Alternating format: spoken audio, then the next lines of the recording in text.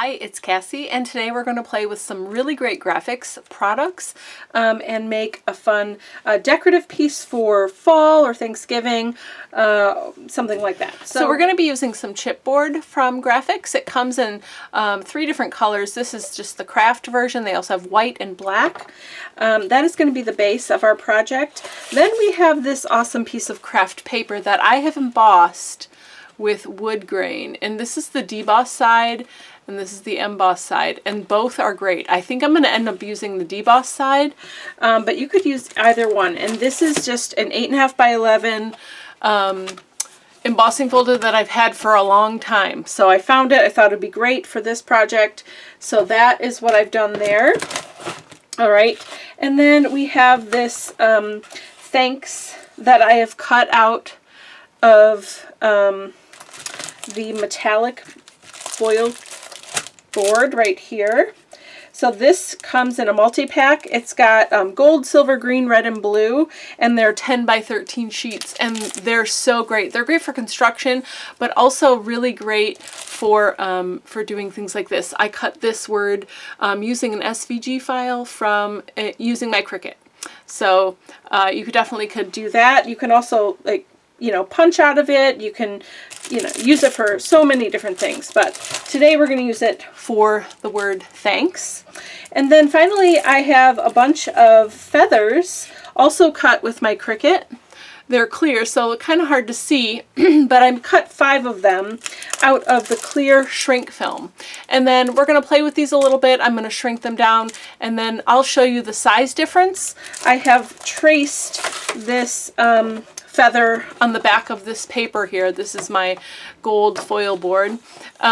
So I traced it here so that after we shrink it, we can see how much it shrinks down, just to give you a perspective. Okay, so the first thing I'm going to do is lay out all 5 of my feathers. I think I want a couple of them to face the other direction. But here they all are. There's 5 of them. It might be kind of hard to see them. Sorry about that. But once we start working on them, you'll be able to see them a little bit better.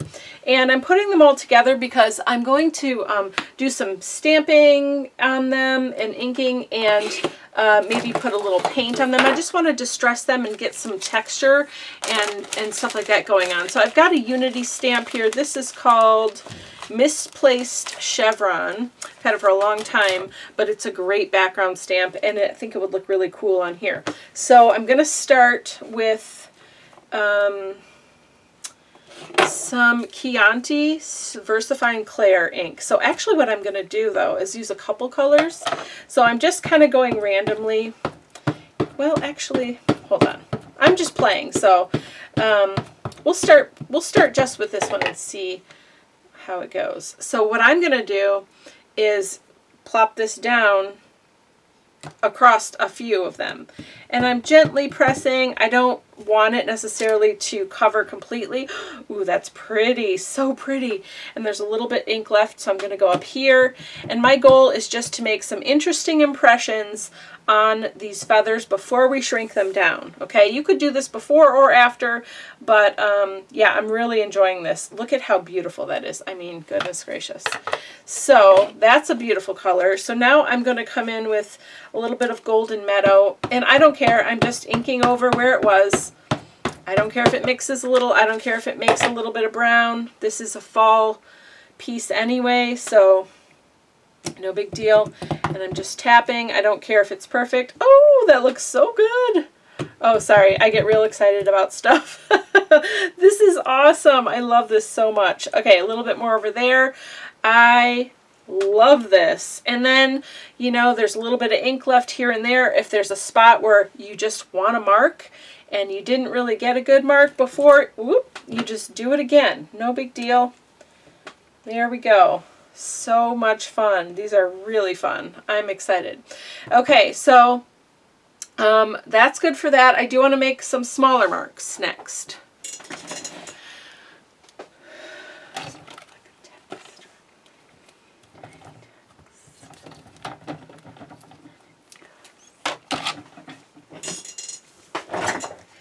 Okay, this is a teeny tiny text, and I think it's a Prima stamp, but again, I have a bunch of stamps in a basket that are just a lot of really old texture stamps that I use for projects like this. So I don't always know where they come from, and they probably aren't available anymore. But you could just use what you have in your stash, okay? You don't have to have the same thing as I do. I'm just giving you some ideas. And when this shrinks down, it's going to be real tiny, but it's just meant to be a texture and just an interesting little something, okay? No big deal. And I'm just putting it here and there, and I don't care if it, you know, if part of it's missing or if it looks square. Like, none of that matters to me, because again, remember, we're going to shrink these down, and they're going to be, yeah, they're just going to be really small. So, okay, I'm really happy with this. I love the texture that's going on here. So I think I'm going to be good. Let's do a little bit right there. Perfect. Absolutely perfect. So now I'm going to take these upstairs and shrink them, and then we'll finish our project. Okay, so these have been shrunk now, and actually the Versafine Clair Ink did not dry. It just is sort of sitting on top, and I thought it would dry. So I'll teach you what to do about that, but I want to first show you the difference in the size. So look at how much it shrunk from the original here to the shrunk version. So that's how much it shrinks down. They say about your final piece, once you've shrunk it, is about 20% of the original size. So I just feel like anytime I work with the shrink film, it's really important to show that so people can have a good understanding of what to expect. So now, before we move on to the next step, I do want to put some embossing powder on these just to deal with that wet ink. I love the ink. I love the patterns. I think it looks fantastic. So we'll just protect it. Okay, so I have some Wow Clear embossing powder, just regular. You can use any kind of embossing powder that you have. And I'm just going to sprinkle it over the whole top. And of course, the black ink that I used was StazOn, so that has no problem. That if you just use StazOn ink or solvent ink, you won't have any issues with it not drying. But I really wanted to use those colors, so no big deal. We'll just emboss it. It will add just even a little bit more texture and fun to it. Okay, so I'm just shaking off the excess, setting it aside, and then we will emboss all of these together. Okay, I'm going to emboss each one individually because I need to hold it down with a pick or something, you know, where it's not going to move, but I also don't have to touch it with my fingers just in case it gets hot. So we're going to just emboss. I'll emboss each of these, and then I'll show you when it's done. Okay, I'm done heating these, and I just have to say I need something white to put this on just to show you. I want to show you a couple of these as close as I can. They are so great. I mean, I just want to make like 100 of these leaves. They look so good, and I really like that I did the clear embossing powder over that ink because it just made it look even cooler. So I'm really excited about these leaves. They're going to be great, and you know, they look great from both sides, so no big deal because we use the clear shrink film. So okay, the leaves are done. Excuse me, I keep calling them leaves. They're feathers. Sorry, I don't know where my brain is at. So next I want to work on this embossed piece of craft paper, and I decided to use the deboss side. I really like the way that this looks. And again, I'm going to be embossing it because I think it's just going to help bring out more of the detail. So for this one, I'm using Distress Embossing Glaze Vintage Photo. I think that's going to look really amazing. And I've just got some, this is clear translucent embossing ink. Okay, so I'm just going to, oh, it might be a little dirty. That's not surprising. It's mine. I'm just going to run it over the top, and this way it's going to hit all of the raised area and not the valley. You know, the peaks, not the valleys. All right, so I'm just going to move this around, and I'm trying not to press. I pressed there and then it got in the cracks, and I don't really want that. It's okay, I guess, if it does it a little bit, but And I do kind of want it to be a little distressy, so that'll be fine. But I'm mostly trying to get the top of this. So let me just switch this back over one more time here. And we'll see how much embossing powder we get on here. Of course, this only works if you got a juicy pad too, so you could probably also do this with like a sponge or something, but it's just easier to take the whole thing here. Okay, so now I am going to put embossing powder over the whole thing, and let me just use this as a catcher. Okay, let's see what we get here. I'm going to just do it over half and then just let it run across the other half of the paper, and let's see how that works out. This color is really nice. It's pretty close too to the Kraft. A little bit darker, which is what I wanted. And see, we're just letting it kind of run over the edge. And let's see what kind of coverage we get. Okay. Woo, full coverage. Oh my goodness. Okay. All right. Well, here we go. We'll see what we get. It's just going to make it nice and glossy. I'm tapping it a good amount to try to get a little bit more off of here. But we've got like full coverage. It's hard to see right now. Okay, I mostly got it cleaned up. Now I'm going to emboss this. Okay. Now, my goodness, check this out. Woo! It's glossy. It is very textured and shiny and just kind of cool. I'm excited. I think it's going to be a great backdrop for my piece. All right, so next we need some double tack mounting film to get this onto our board. Okay, so first thing, I'm going to end up using most of this sheet, but I'd like to really cut it so that it fits pretty perfectly, so I'm not cutting it after. It'll just be a lot easier to do. The size you need. I'm going to put it right onto this board.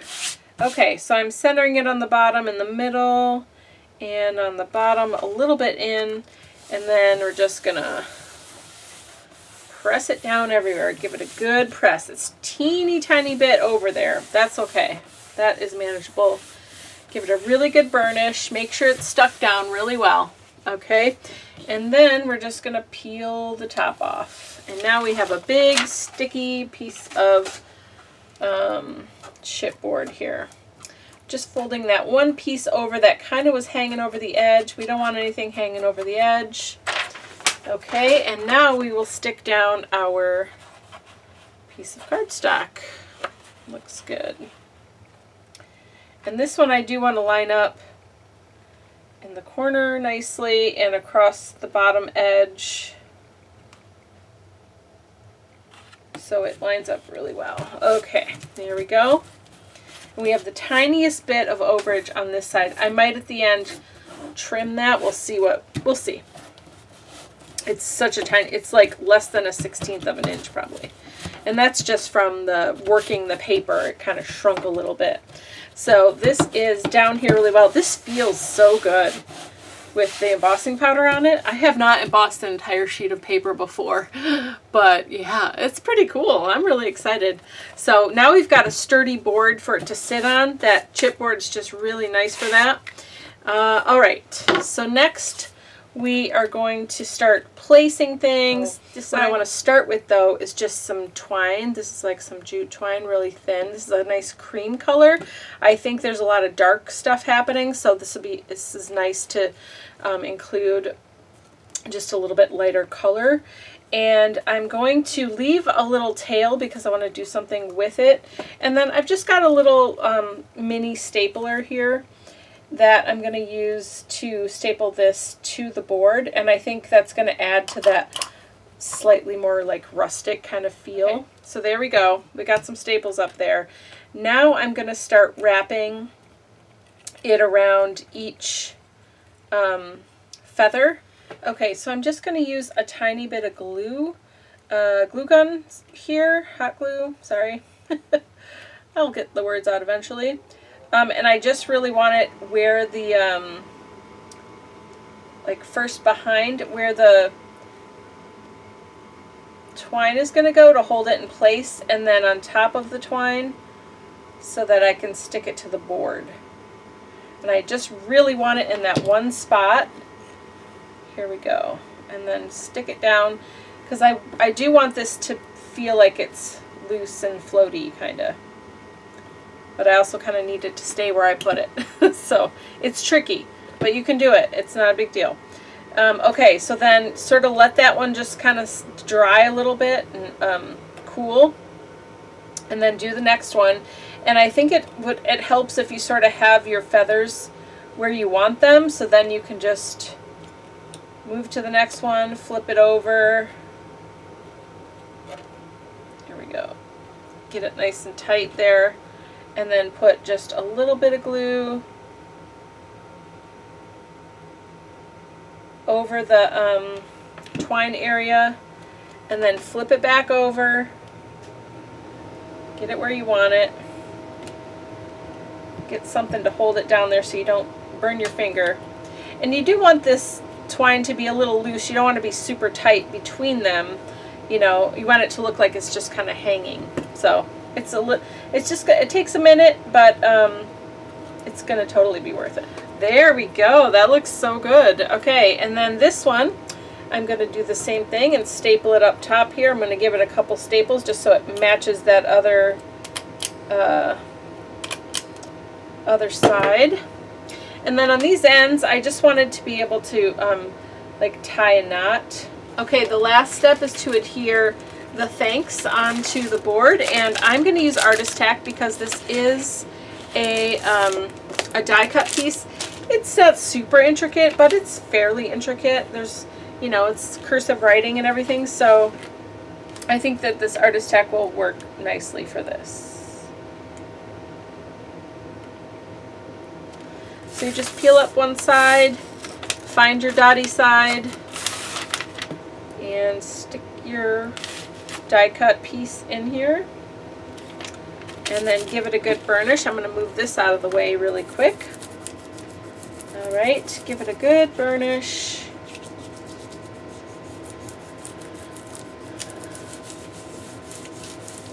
Okay, excellent. And now I would just want to say, be careful when you're taking things like this off of the ArtistTac sheet, because if you pull too quick, you know, you could tear, depending on what kind of material you're using. So just take your time, peel it off nice and easy.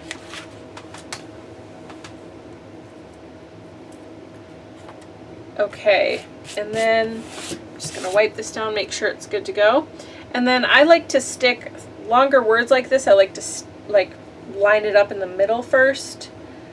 So the AN is kind of the middle of my piece here, and make sure it's straight, and then just stick it down. I'm going to use the palm of my hand to really press it. I don't want to scrape or anything like that. I don't want anything to tear, but I want it to be stuck down really well. Let me tie this side off a little bit, and then I will show you the finished project. This could hang on the wall. This could be like in a window or something, on a mantle. It's just a fun little fall home decor piece. All right, there is our final piece. Isn't this so fun? Very mixed media style, very fun, bohemian, kind of shabby chic look.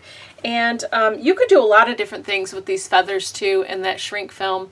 So I hope that you found some inspiration to here today and had some fun. And if you would like to learn more about Grafix products, you can visit graficarts.com. And if you like the video, please consider giving it a thumbs up and subscribing so you don't miss future videos. Thanks so much. Have a good day.